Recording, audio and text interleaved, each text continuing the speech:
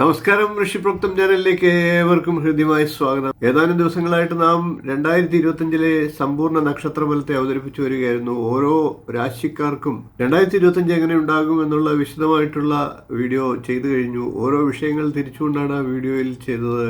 Video കണ്ടിട്ടില്ലാത്തവർ കാണുക.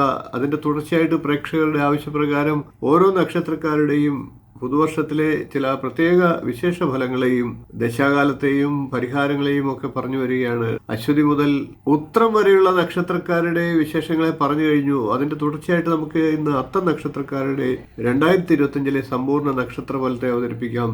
വീഡിയോയിലേക്ക് കിടക്കാം.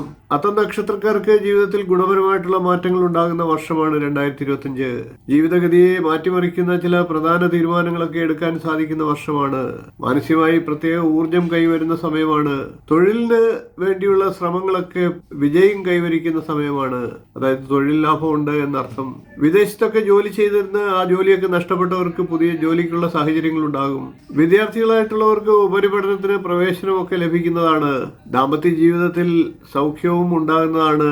കൃത്യമായിട്ടുള്ള ആസൂത്രണത്തോടുകൂടി വീട് നിർമ്മാണം പൂർത്തീകരിക്കാൻ സാധിക്കുന്ന വർഷമാണ്.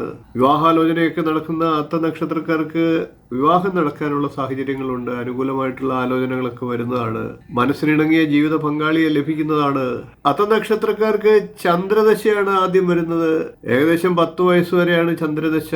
ഏകദേശം 5 വയസ്സ് വരെ ചന്ദ്രദശ ലഭിക്കുമെന്നുള്ള കണക്കിൽ നമുക്ക് മുന്നോട്ട് പോകാം. അതിനുശേഷം ഏകദേശം 13 വയസ്സ് വരെ ചൊവ്വാദശ ഉണ്ടാകും. അതിനുശേഷം ഏകദേശം 31 വയസ്സ് വരെ രാഹുർദശ. രാഹുർദശാകാലം അത്ത നക്ഷത്രക്കാർക്ക് അത്ര നല്ല ദശാകാലമല്ല. തൊഴിൽ തടസ്സത്തിനും മറ്റ് ആരോഗ്യ പ്രശ്നങ്ങൾക്കുമൊക്കെ സാഹചര്യമുണ്ട്. കരുതലെടുക്കേണ്ടതാണ്. സർപ്പപ്രീതി വരുത്തുക. അതിനുശേഷം ഏകദേശം 47 വയസ്സ് വരെ വ്യാഴദശാകാലമാണ്. വ്യാഴദശാകാലമുള്ള അത്ത നക്ഷത്രക്കാർക്ക് 2025 അനുകൂല ഫലങ്ങൾ ലഭിക്കുന്നതാണ്. അതിനുശേഷം ഏകദേശം 66 വയസ്സ് വരെ ശനിദശാകാലമാണ്.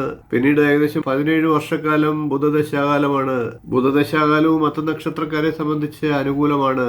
അത്ത നക്ഷത്രക്കാർ ഗണപതി പ്രീതിയാണ് വരുത്തേണ്ടത്. ഗണപതി ക്ഷേത്രത്തിൽ ദർശനം നടത്തുക, ശക്തിയുക്തം വഴിപാടുകളെ ചെയ്യുക.